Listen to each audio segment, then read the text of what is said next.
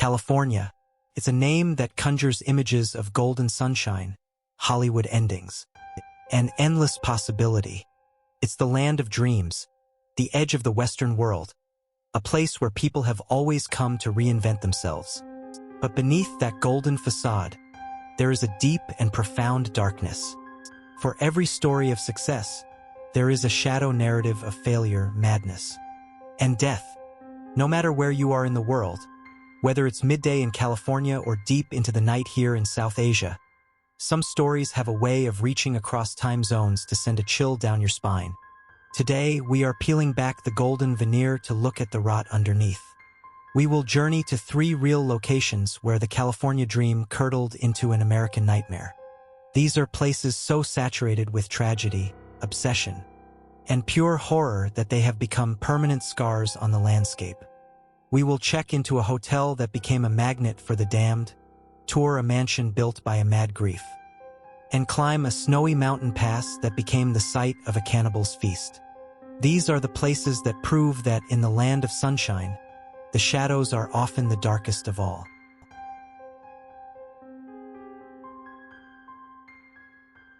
Our first location stands in the heart of downtown Los Angeles. From a distance, the Cecil Hotel is an impressive, historic building, a relic of a bygone era. But up close, you can feel it, a palpable aura of despair that clings to its walls. This is not just a hotel.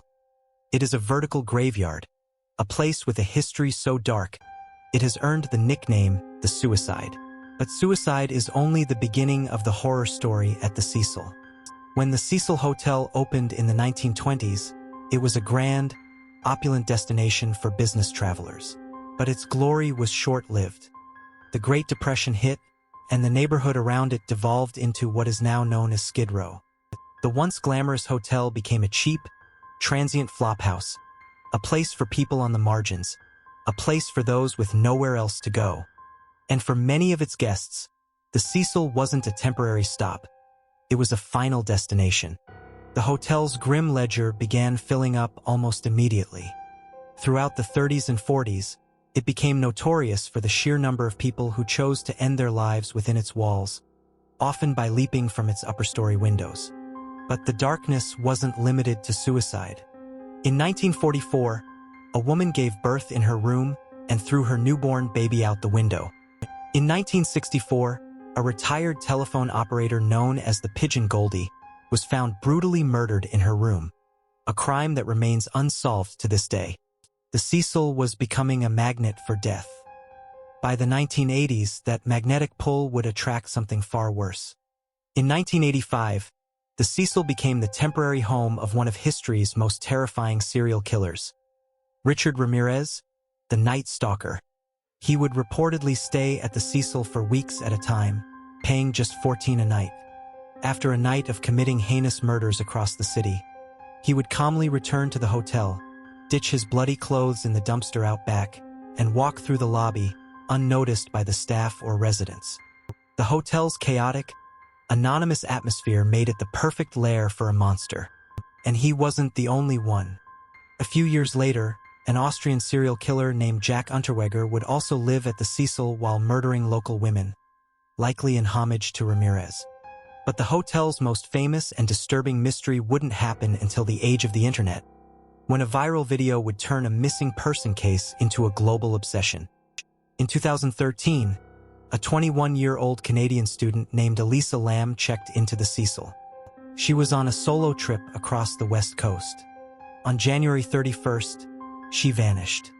The police investigation was going nowhere until they released the last known footage of her, taken by a security camera in one of the hotel's elevators. The video is deeply unsettling. In it, Lam is seen acting erratically. She enters the elevator, presses multiple buttons, and then peers out into the hallway as if hiding from someone. She steps in and out, gestures with her hands as if talking to someone who isn't there, and then disappears from view. The elevator doors, which had been malfunctioning, then close and open several times before the video ends. The footage was a complete enigma, and it set the internet ablaze with theories ranging from murder to demonic possession. But the truth of where she was would be more horrifying than anyone could imagine. For over 2 weeks, Lam remained missing. During this time, guests at the Cecil began to complain about the hotel's water. The pressure was low, it was discolored, and it had a strange, sweet taste. On the morning of February 19th, a hotel maintenance worker went to the roof to investigate the building's massive water cisterns. When he shined a flashlight inside one of the tanks, he found the naked, decomposing body of Elisa Lam. The guests had been drinking, bathing, and brushing their teeth with that water for over 2 weeks. The discovery was gruesome, but it only deepened the mystery. The rooftop was locked and alarmed. How did she get up there? And how did she get inside the heavy water tank and close the lid by herself? The coroner officially ruled her death an accidental drowning due to her bipolar disorder. But that explanation satisfies almost no one. Was it a tragic accident? A carefully planned murder? Or did the hotel's centuries of dark energy finally claim another victim? The Cecil Hotel, now rebranded, stands as a monument to urban decay, a place where the California dream comes to die.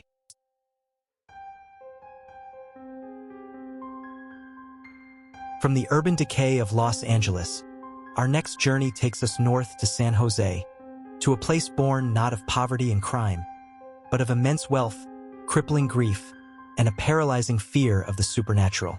This is the Winchester Mystery House, a sprawling, architectural nightmare that is one of the most famous and bizarre haunted houses in the world.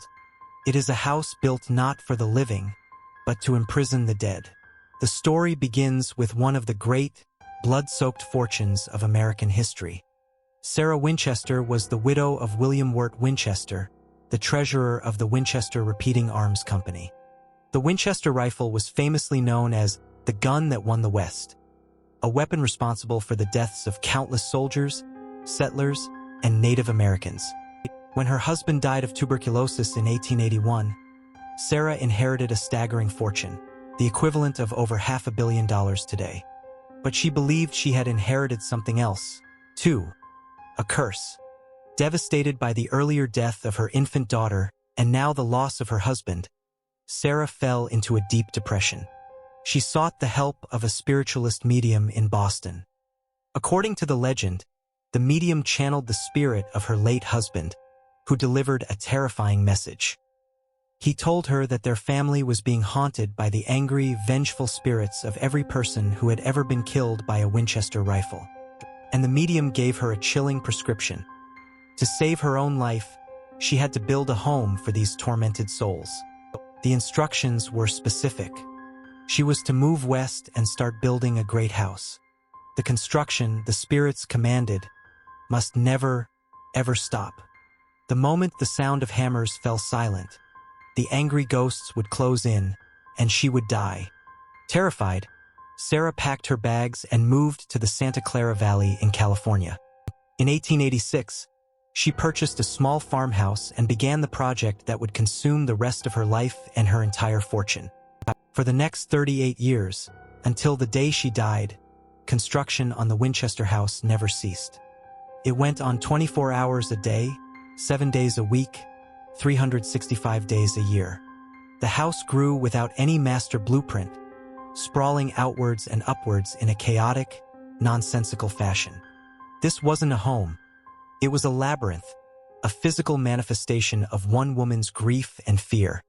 The house is an architectural enigma, filled with bizarre features Sarah reportedly designed to confuse and trap the spirits she believed pursued her.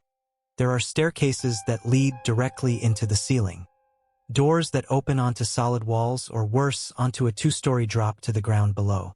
There are secret passages, windows built into the floor, and a bizarre obsession with the number 13, 13 bathrooms, 13 pane windows, 13 steps on many staircases. At its peak, the mansion had over 160 rooms, 47 fireplaces, and 10,000 window panes. Sarah lived as a recluse in the middle of this chaotic construction site. She wore a dark veil at all times and was rarely seen. Legend says that every night at midnight, a bell would toll, summoning the spirits. Sarah would then enter a special room called the Blue Room for her nightly seance. There, she would consult with the friendly spirits, who would give her the architectural plans for the next day's building, designs meant to appease the angry ghosts. But what happens when you spend 38 years building a home for ghosts? The answer is simple: they stay. Sarah Winchester died in her sleep in 1922, and only then did the hammers finally fall silent. The house is now a world-famous tourist attraction, renowned for its paranormal activity. Visitors and staff report a host of ghostly encounters. The apparition of a man with a thick mustache, believed to be a former workman named Clyde, is often seen pushing a wheelbarrow. Sarah Winchester herself is frequently spotted, a sad, veiled figure still wandering her magnificent prison.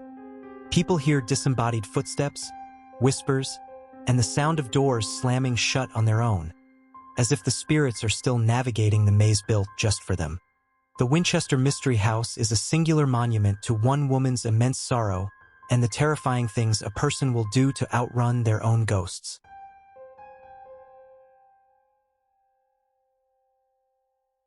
For our final destination, we leave the cities and suburbs behind and travel high into the beautiful, imposing Sierra Nevada mountains.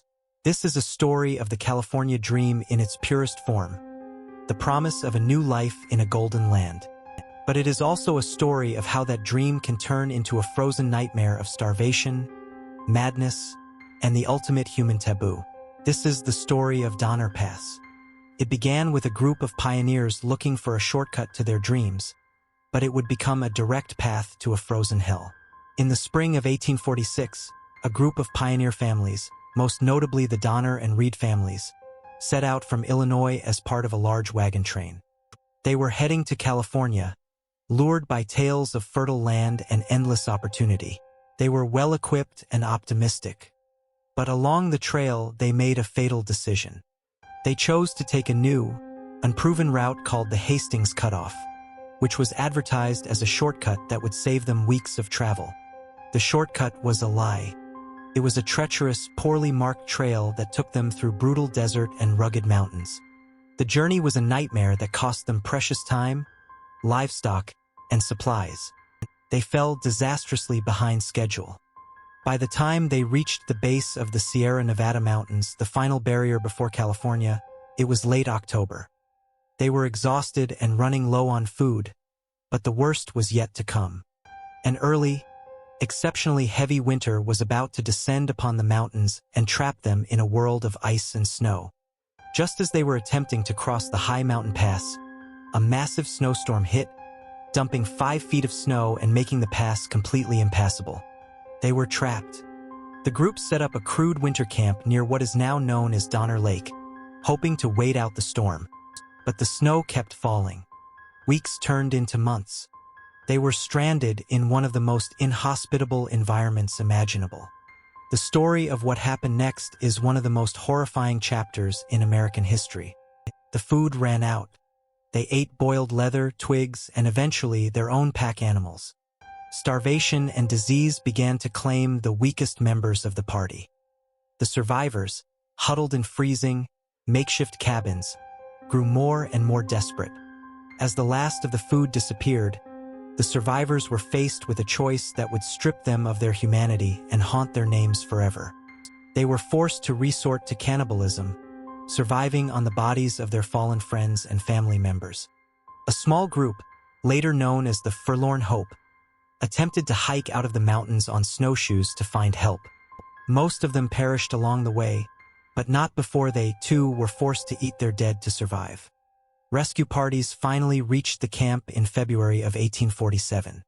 The scenes they discovered were beyond horror. They found emaciated survivors living among the dismembered, half-eaten corpses of their loved ones.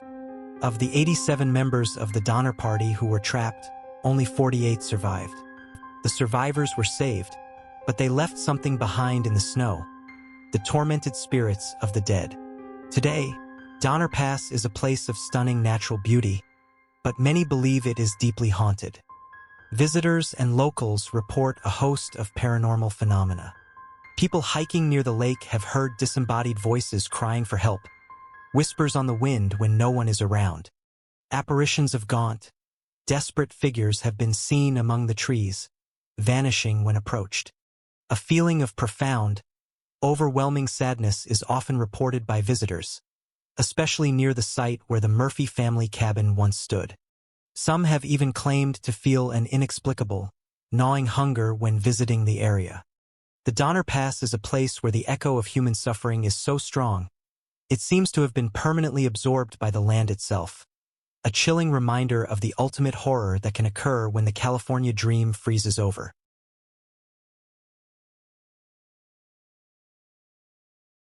A hotel that collects the dead like souvenirs.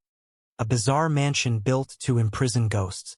A beautiful mountain pass that witnessed the collapse of humanity. The horror stories of California are a dark reflection of its own bright promise. They show how the relentless pursuit of a dream can lead to obsession, how the anonymity of a big city can hide the most monstrous acts, and how the promise of a golden land can lead to a frozen grave. These places are more than just tourist attractions or historical footnotes. They are monuments to the nightmares that can be born from the California dream, permanent scars on the Golden State that continue to haunt it to this day. If you enjoyed this journey into California's darkest places, please like this video and share it with your friends. Let us know in the comments which story you found the most unsettling. Until next time, be careful what you dream of. You just might get it.